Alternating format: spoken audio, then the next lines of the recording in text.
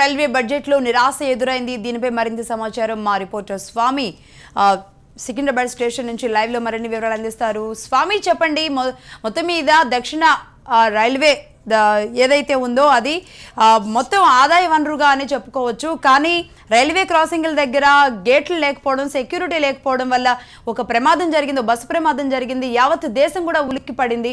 ఈ నేపథ్యంలో గేట్ల దగ్గర రక్షణ తెలంగాణలో ముఖ్యంగా ప్రతిపాదిస్తున్నారు. అదేవిధంగా మహబూబ్ నగర్కి కూడా కొన్ని లైన్లు కావాలని ప్రతిపాదించడం జరిగింది.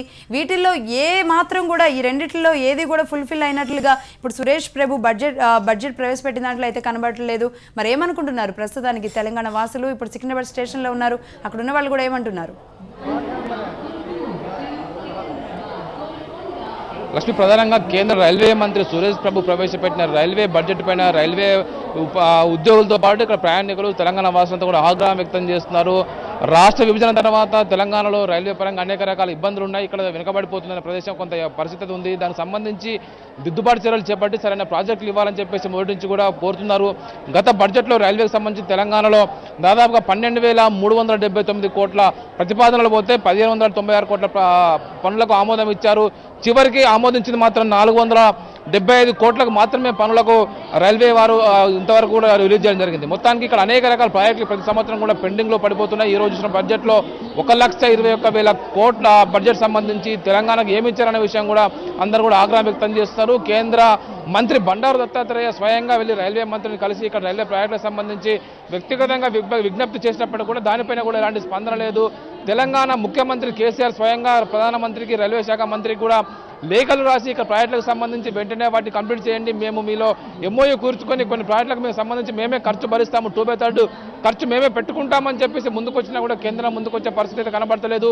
సికింద్రాబాద్ కాజీపేట 3వ లైను, అదేవిధంగా సికింద్రాబాద్ నుంచి యాదాద్రి వరకు ఎంఎంటీఎస్ 3వ లైన్ సంబంధించి పనులకు సంబంధించి ఇంకా ఎలాంటి పురోగతి లేదు. ఓన్లీ నాగపూర్, విజయవాడకు సంబంధించిన ట్రేడ్ కారిడార్ సంబంధించి, ఫ్రైట్ కారిడార్ సంబంధించి మాత్రమే ఒకటి వచ్చింది. ఇంకా ప్రత్యేక రైళ్లకు సంబంధించి, రైల్వే లైన్లకు సంబంధించి ఇంకా పూర్తి వివరాలు బయటకు రావాల్సి ఉంది. సాయంత్రం వరకు ఓన్లీ రైల్వే మంత్రి కొన్ని పాయింట్లు మాత్రం చెప్పారు. మిగతా సంబంధించి డీటెయిల్స్ బడ్జెట్ చూస్తే తప్ప తెలంగాణకు ఏమి ఇచ్చారు, ఏమి ఇయ్యారనే విషయం బయటపడే అవకాశం ఉంది.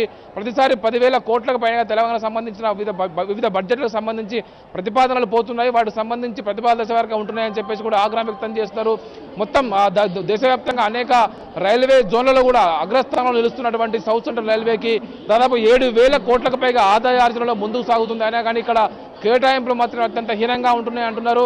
మనతో పాటు కొంతమంది రైల్వే యూనియన్ సంఘ నాయకులు వారిని తెలుసుకుందాం. సార్ చెప్పండి సార్, ప్రతిసారి కూడా రైల్వేకి సంబంధించి ఇలాంటి ప్రతిపాదనలు పోవడం మరి కామన్ అయిపోతుంది. కానీ ఈరోజు కేంద్ర రైల్వే శాఖ మంత్రి సురేష్ ప్రభు ఇచ్చినటువంటి ఈ రైల్వే బడ్జెట్ సంబంధించి తెలంగాణకు ఎక్కడ న్యాయం చేయడానికి కనిపించట్లేదు. మీరు ఏమనుకుంటున్నారు దీనికి సంబంధించి మనకు ఉమ్మడి రాష్ట్రాల్లో ఉన్నప్పుడు అన్యాయం జరిగింది. ఈనాడు రాష్ట్రాలు విడిపోయినాక కూడా తెలంగాణ రాష్ట్రానికి అంటే ఈరోజు తెలంగాణ రాష్ట్రంలో ఉన్నది 1,600 కిలోమీటర్లే లైను. మరి ఆంధ్రప్రదేశ్లో 2,700 కిలోమీటర్లు ఉంది. మొత్తం మీద సౌత్ సెంట్రల్ రైల్వేకు సంబంధించి 6 రాష్ట్రాల మీదుగా పోతుంది. 6 రాష్ట్రాలకు సంబంధించి 6,000 కిలోమీటర్ల లైన్ ఉన్నది.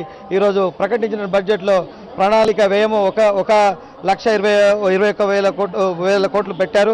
రాబడి వచ్చేసి 1,87,000 కోట్లు కూడా చూపించారు.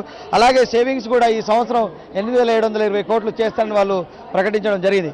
కానీ ఈరోజు మన తెలంగాణ రాష్ట్ర ముఖ్యమంత్రి మన కేసీఆర్ చంద్రశేఖర్, అటు బాబు గారే ఇటు బాబు గారే చంద్రశేఖర్ గారు వారు కూడా ప్రతిపాదనలు పంపించారు.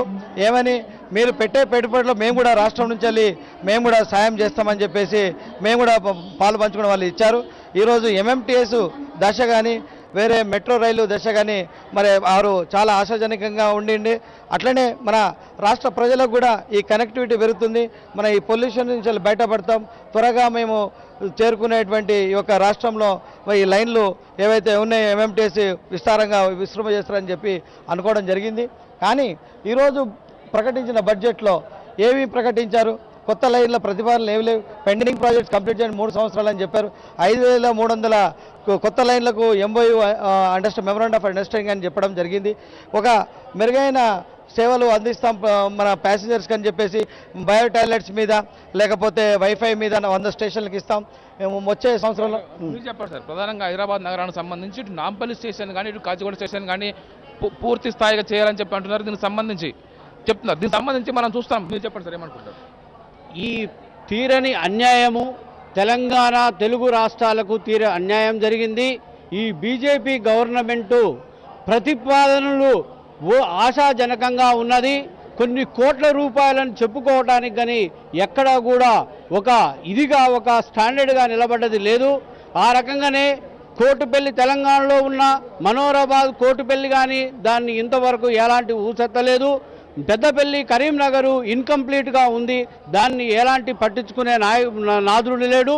ఇలాంటి బీజేపీ గవర్నమెంట్కు ఇది చాలా పద్ధతి కాదు అని మేము హెచ్చరిస్తున్నాము. ఎంప్లాయీస్ చూస్తున్నాం ఖచ్చితంగా ప్రాజెక్టులకు సంబంధించి అనేక రకాల అన్యాయం జరిగింది, పట్టించుకోవట్లేదని చెప్పేసి కూడా అంటున్నారు. మరోవైపు వీటిని కూడా వెంటనే పూర్తి చేయాలని చెప్పేసి కూడా ఇక్కడ యూనియన్ నాయకులు కానీ ప్రజలు కానీ ప్రయాణికులు కానీ కోరుతున్నారు. Lakshmi, right, thank you Swamy.